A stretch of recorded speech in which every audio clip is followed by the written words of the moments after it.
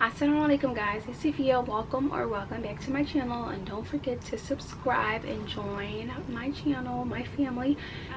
Today I am going to be giving a few tips for all of us to be able to implement throughout this month of Sha'ban, the month right before Ramadan. Today is Monday, March 7th, which makes Ramadan in about 3 weeks and maybe 4 or 5 days.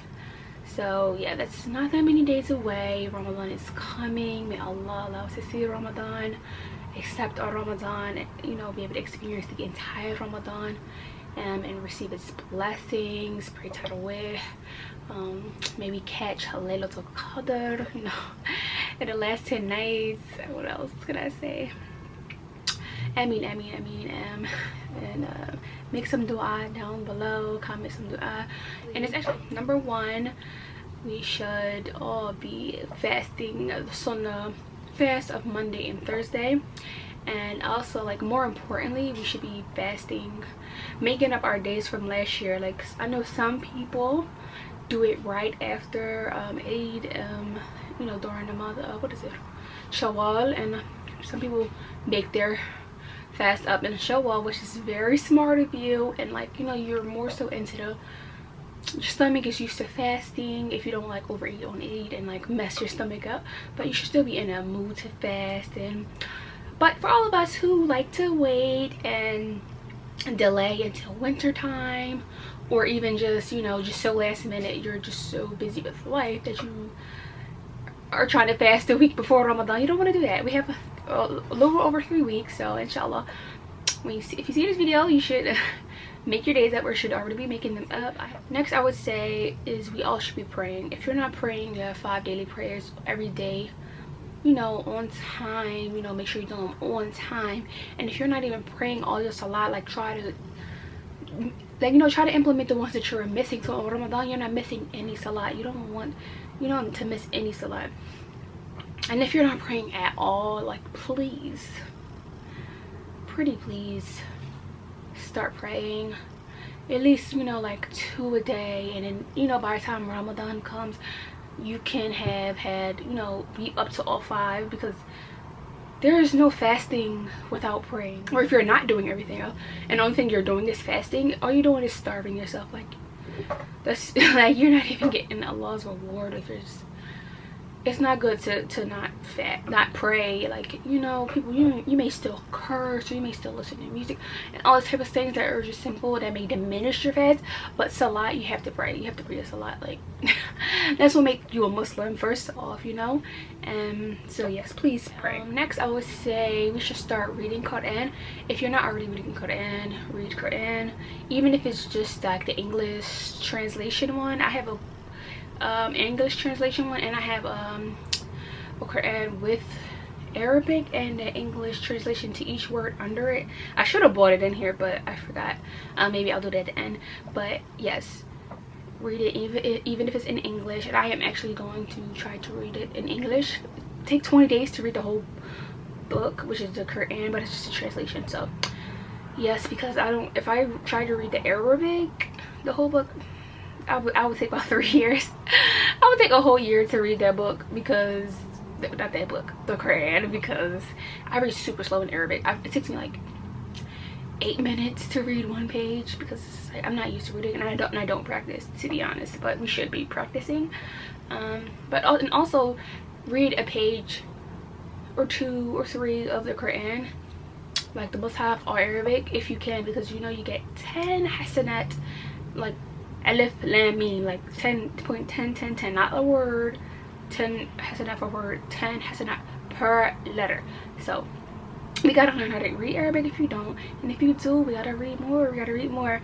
And with, you know, better time to actually do it is now, so you can create the habit. So when Ramadan comes, it's a little more easier to pick up the Mus'haf. And, you know, because a lot of us neglect reading Quran throughout the months. Even if we do, like, listen to lectures and all, you know, all other forms of gaining knowledge in ibadah, we have to stop neglecting the Quran and get the dust off our Qurans. And even if it's on your phone, open up the app, because the app is probably not even on your phone. you know, you have the app and you're like, I haven't used this app, and then you go to the app and then it's like the app is, you have to download it. It's on your phone, but you have to download it. That's because you have not used it in a while. So don't let that be our current apps and stuff. And the next thing I would say is slowly cut out the TV that we watch. Such this stuff that just literally no benefit. It's really just pure entertainment. We should definitely try, you know, to start cutting back out, you know, during this month, right before Ramadan. Because in Ramadan, you don't want to busy yourself with entertainment. You have the whole year to do, you know, the rest of 11 months to entertain. And Ramadan, it should be all, it should be literally not all, but like majority should be seeking beneficial knowledge, listen to lectures, reading a book, reading Quran, listen to the Quran, listen to Nash, like, you know, stuff like that. And you know, replace your nasheed, replace music and, you know, songs that are really no benefit. Even if the songs don't seem too haram, or like it's not cursing or anything, like just try to replace that with like a nasheed, and also replace nasheed with Quran and like, you know, memorizing. And I will also say set a screen time. I already have a screen time, and I think it's about 3 hours a day for social media, but like you're allowed to like press 15 more minutes, so don't do that, you know. Me either. Like, I'm really speaking to myself first, so I really need to get in the habit of not pressing, you know, 15 more minutes, because like, you know, just scrolling on TikTok and Instagram and all that stuff. So yes, screen time, make it lower. And I'm actually probably make my screen time maybe an hour, maybe hour and a half, and that's just like social media screen time. Like I'm able to, you know, I don't have, like, you can watch YouTube videos and beneficial stuff, but like leisure, really, we should really try to cut that to a very minimum. It's not haram to be on Instagram or TikTok or, you know, but, you know, like I said, limit the entertainment and increase in the beneficial knowledge that's going to help us in this life and in the akhirah, you know. And next, I would say we should really start eating less, because I eat so much. It's not even funny. Like, I feel like I eat a little bit at a time. I eat multiple times a day. Like, I eat yeah, so we should eat less portions, so they're like, our stomachs are not so used to eating in a day. This is in addition to the, you know, fasting Monday and Thursday, because without the other days we should, you know, not be eating so much, even though we're not fasting. Like, maybe I could, you know, eat at 10 instead of 8 when I first wake up, you know, stuff like that, to really calm down. And we should really be aiming to eat the 1/3, okay, because 1/3 be going out the window the whole year. And then even in Ramadan, you break your fast, you just want to eat when your stomach is already shrunk. But yes, let's try to implement this on a 1/3. And yes, next I would say we should get you know, should start looking up meal ideas, or Ramadan meal ideas for iftar, suhoor, or like even like, you know, like date treats and date balls, or like samosas, things that you could prep, I guess, prep, and you know, put in the freezer. So then, like, you know, iftar, you could have some you know, like a little samosa, or like a egg roll, cheese roll, anything like that that you can have you know, ready in the freezer. And also like snacks and stuff. Just have like your suhoor ideas, and you know, they have things like, what is it, like charts you can do, like what you're going to eat, like your menu items, and like what you need for each meal. And it may be too much, but even like if you have like 2 meal ideas a week, that'd be good, and you'll be able to, you know, organize that, and you know, have everything. Just try to be more organized. I feel like, and the suhoor is important. First off, it's sunnah. You get reward for eating suhoor, even though it's not like a wajib. So, you know, you want to eat a healthy, hearty suhoor that's gonna hold you off for some time, and not just junk like pancakes every morning, like, or you know, something crazy.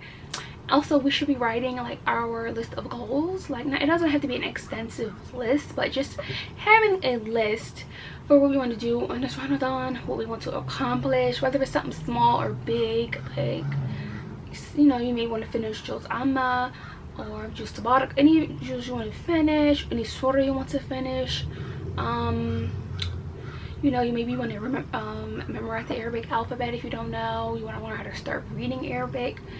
and writing in Arabic, like, you know, whatever goals you have, you know, write them down so you can see like your progress, because like you can just go with the flow, but when you go with the flow you don't know really what you accomplish, you know what I'm saying? And I think we also feel more accomplished when we check off things, even like, but we don't have to stress ourselves out. It's not like mandatory we have a list, but it's something we can do to prep. And like what you want to accomplish, we have to organize our lives. It's a good idea to start adding a Sunnah prayer each week. So like we should really all be praying the Sunnah of Fajr, because it's such a great reward. But you know, we can be a little lazy because we're cold or we're tired, we just want to go back to sleep, run into bed. But yeah, if you're not already praying, or if you're already praying the Fajr Sunnah, add another one, maybe Dhuhr or maybe Isha, which one is easier for you. And each week we have like what, 3 weeks left, so you know, we can add another Sunnah prayer and make it easy for ourselves. But you know, also we want Allah's reward. Every Sunnah prayer, it makes up for what we lack in our Fajr Salat, you know. If you're not even focused, your khushu' is messed up and you're thinking about this and that and what you're about to do after you Salat, we get our reward is diminished. So when we do the Sunnah Salat, we get, you know, it's like it makes up for it, you know. So we all should be doing this regularly, not just Ramadan, but like, you know, we all know the reward is like increased in Ramadan. So, and of Ramadan, it's like, because it's 29-30 days, it's such a good way to create a new habit. And imagine we start reading Quran, even if we read 1 page a day of the Mus'haf, we add in more Sunnah prayers, and then outside of Ramadan we can continue that good regimen, you know, because we all need Allah's reward and we need increased reward. So any Sunnah, we getting rewarded for it, and it may be supplementing for what we missed in something that is obligatory for us. And the last thing I would like to say is we should really focus on getting ourselves together in this month. Whatever flaws we have, any forms of disobedience we practice, we should really be getting ourselves together, knowing, like, be real with ourselves, focus on what we, you know, acknowledge what is our problem or problems, and really pray to Allah subhanahu wa ta'ala that we can get over these problems, and you know, we can learn the lesson in the test that he gives us, because like your problem may just be a test for you to, you know, get the lesson. Like if you're not praying, say, Allah, may please like make praying sweet, you know, may I taste the sweetness of faith so I can pray. And we have to ask Allah to make things that are obligatory for us, important for us, and easy for us. If you don't wear hijab, ask Allah, I'm wearing this hijab during this month, and you know, he's allowed you to still be Muslim and to even have the amount of faith you do have to even cover in this month, you know. So ask Allah to make it easy for you to continue to wear hijab after Ramadan, not just, oh yeah, I'm gonna wear it in Ramadan, and after I can't wait to go put on my bodycon dress or my sundress because it's about to get hot. No, your intend to continue to do the good that you do in Ramadan after Ramadan, that you should be doing, not even extra, just the baseline things that makes us Muslim and that we're supposed to do. Like if Allah commands us to pray and we pray in Ramadan but not outside of Ramadan, we shouldn't go in Ramadan with the thought of going back to not praying, or going back to the club, or going back to smoking, or going back to drinking, and whatever else, you know, we do that we shouldn't do. And that is it for my tips for, you know, how to prepare ourselves for Ramadan. If you have any tips that you would like to add, or any comments you want to leave, please leave a comment down below. Like this video, give me a thumbs up, and don't forget to subscribe to my channel. Thank you so much for watching. Assalamu alaikum.